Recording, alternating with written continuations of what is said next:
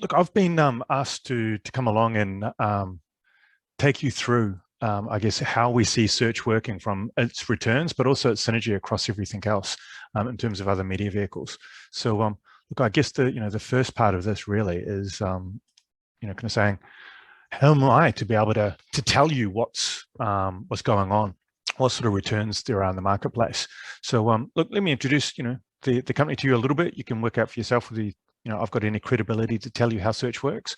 Firstly, we're an independent company. We're privately owned, no external investors. We work with our clients on a long-term partnership view. You can see there with a 90% client retention rate. I'm not trying to claim in any way, shape, or form that the models are perfect. Far from it. But if the models weren't working, if we were giving recommendations that were like way off because they weren't working, clearly we wouldn't be helping our clients grow, and then they wouldn't work with us, and we wouldn't have that client retention rate. Marketing measurement and optimization it's the core of our business. It's what we're set up around. It's where our IP is. It's what we geek out over. It's what gets us out of bed in the morning. But every one of them that we do are bespoke. They're set particularly to that client, to their data source, and to the questions that they've got. So, when I have to explain how it is that what we do, it's not like we're forcing everybody into this, like one methodology that I could easily explain to you. It's easier though to say, we're building mathematical models that work out why you sold what you sold in any one week. So, clearly, in order to be able to do that, we need to get our hands on a lot of data. So, think economic sentiment, think competitor activity. COVID testing rates, for instance, has been a big one lately. But then all of the client marketing, so pricing, distribution, all of the media, the paid, owned, and earned activity that's going through. We isolate that out. We know the profit levels that we get for the volume from the client. We know the actual spend. We can obviously divide those two out and get an ROI. Then that's what we try to optimize in the short term, but also in the long term. Now, look, clearly, if I'm going around marking everybody else's report card saying how well you're doing, external validation is something that obviously we believe in a lot. So we seek it out for ourselves as well. You can see there, Forrester, they do the largest one of these. Marketing Measurement Optimization Wave. They've called us a global leader since 2016, leader the leader in 2020. You can see Gartner as well as ICOM, the one that I'm always most proud of. We've won the hackathon both times that we went in there. So if the rest of that's kind of marketing, it's the ultimate walk the walk moment of having to run models and present findings during a conference. So hopefully that gives you a little bit of confidence in what we're going to be going through today, that there is some sort of robust check behind it as well as just our opinion. That opinion's based off what we call the ROI genome. It's a huge marketing database that we've been collecting for the last 20 years. There's well in excess of 25,000 studies in there, over $470 billion worth of marketing collected. The key is this is all work that's been done for clients purely with the goal of helping that client maximize their return, and that they've been working with us for a long time. So there's nothing in here, like say an industry body paying us to do a study to say what are the returns looking like. That's not what it is. It's all client work based in there. So I've got no vested interest in saying whether search is done well or search is done badly. And within this is purely client-based work. So how does search look within the mix? Well, this is work that we shared the first time at the IAB Measure Up event back in 2018.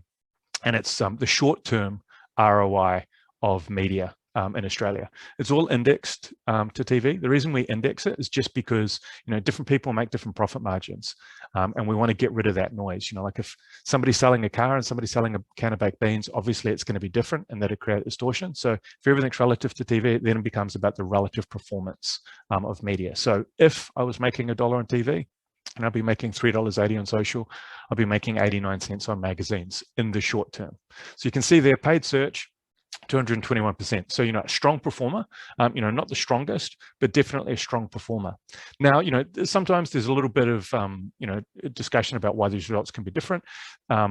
There is actually quite a bit of consensus between, the leading companies as judged by Forrester, as well as all of the academic studies that I showed at Measure Up the first time behind this approach and behind these results. So, when people are working purely to maximize client ROI or purely to, do academic research in peer-reviewed journals, there is a growing consensus behind this. The one caveat that I will put down is that this relies on a degree of synergy. So, digital, very, very strong when there's TV and out of home in those campaigns. We kind of take that out. It's not necessarily as strong, but that's the result that we're seeing on average within Australia for the short term. Now, how's that changed over time? We've been going through a massive pandemic. You'd expect it to change, right? And it definitely has. You can see there TV as the first one. During that first part of the lockdown, April to May, and even, through to July, we saw a huge improvement in it. Obviously, a lot more people at home, a lot of people pulled their advertising. So, you're getting all of the benefits of increased share of voice, as well as, quite a bit of bonus stock being offered out there. But the media was just really overperforming. You can see the same thing with video, but actually the same thing with pretty more or less all digital activity. Massive overperformance. No surprises, everybody stayed at home, so out of home wasn't working as well for us. But you'll notice as we go through into December, we're starting to see it return to normal. So those massive seismic changes that we saw have actually started to come back. TV down to 7% as we're getting towards the end of the year, out of home coming back to normal. And we've actually seen that start to actually get back to zeros, i.e., we're back into that long-term trend so far through this year. So there was a big spike, but things are starting to return to normal. But you can see search, still up 5%, still doing pretty well. Now, one of the questions that I often get asked is there a category or an industry or a vertical that search performs better in? But I'm not sure it's necessarily quite that clear cut. What we do know is that highly researched products drive much stronger ROIs for search.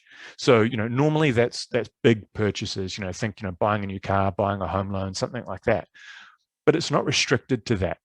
It's highly researched. So, even within FMCG, within a supermarket, organic foods or, products with a health benefit promoted on them, they can get a really high ROI. But during the pandemic, it was also everyday stuff. We saw things like, patio heaters, deep fryers, cooking wine up, 100, 200%.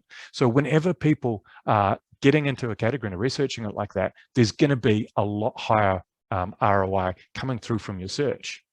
But if I was to think the number one thing that really makes that big change, it's dedicated online fulfillment.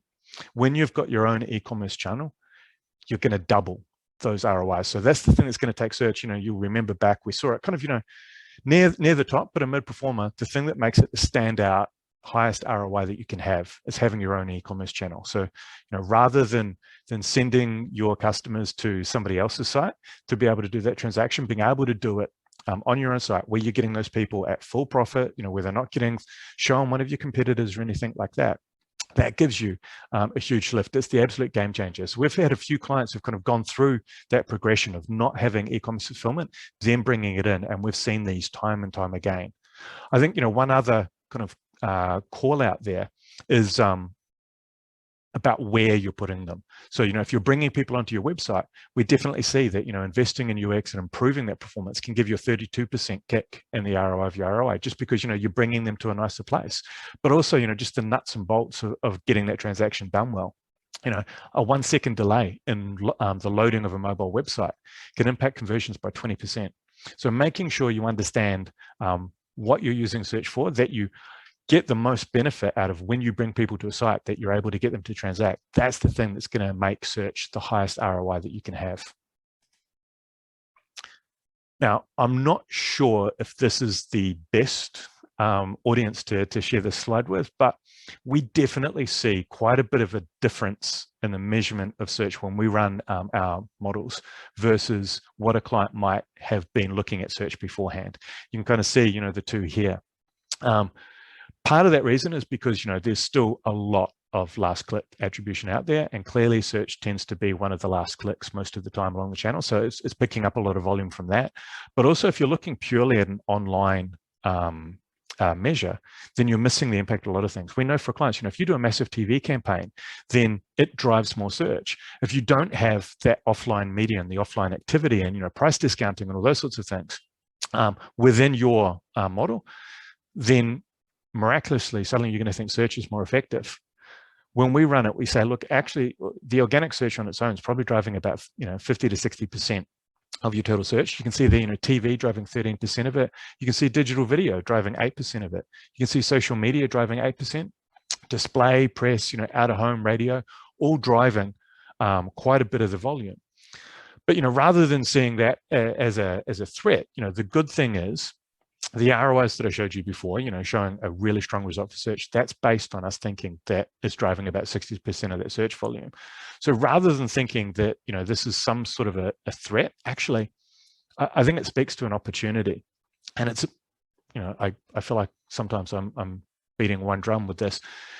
Every Australian marketer getting better at harnessing synergy is the key behind this. As I mentioned, we saw those really high digital ROIs at the start within Australia based off that synergy with offline. You can see online traditionally a little bit higher than offline, but if you get that synergy right, you're getting a 50% lift in your ROIs. There's the extra 20% just floating around there by getting the synergy packed out. We've often spoken about how you can do this, from a creative perspective of making sure, your digital video and your TV lines up, that, your display and your out of home using the same sort of visual thing. But how does that work with search? Well, it's exactly the same thing. It still plays through because, your TV is driving some of that search. You can see there, TV and paid search, it's a 25% extra lift on your ROIs. But it's the same with digital video. You're getting an extra 13%. So, that moving pictures, you're running those campaigns, you can see it's giving you more value to your search, which is then something you really want to think about. That and, when you're bringing people to an e-commerce facility, if search is giving you more value at those times, you want to really think about what strategy you've got in terms of, what you're prepared to bid for, what price you're prepared to pay for it, because it's giving you more value. So it's really important to kind of, link them up, but also then think about what that means for your strategy. But you can see, out of home and radio, even, offline traditional channels with no necessarily link to search, still driving 5 and 4% more return for you. You can see it's a big opportunity still for people to link them together, to not think of them as different channels, to not plan them as different channels, but to be able to bring it together to drive a lot more value for you. I basically wanted to finish that off by saying, look, search, it's a strong channel for you, but it'll be your strongest once you have your own e-commerce facilities and for higher involvement categories. But it will pay off better and better as you get better UX on the site, as you increase the performance of where you're bringing them to. Sounds very simple, but if everybody was doing it well, we wouldn't be seeing, 20 and or 100, 200% uplifts. We'd be seeing, 3 or 4% little incremental lifts. So I think it's an opportunity for everybody. Search performance is heavily driven by other media channels, and getting that synergy working out is really the key to be able to maximize the returns.